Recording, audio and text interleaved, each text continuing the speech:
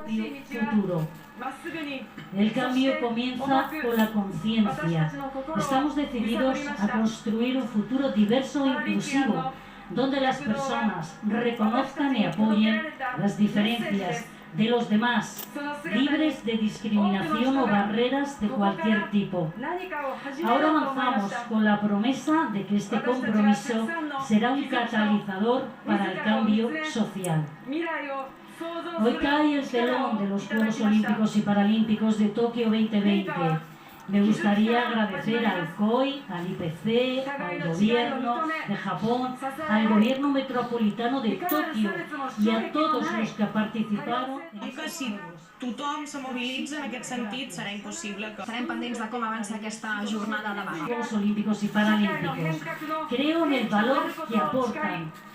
En el 2024 los deportistas y amantes del deporte de todo el mundo enviamos a la ciudad de París nuestros más sinceros deseos de éxito en los Juegos de París 2024. Nos volveremos a encontrar.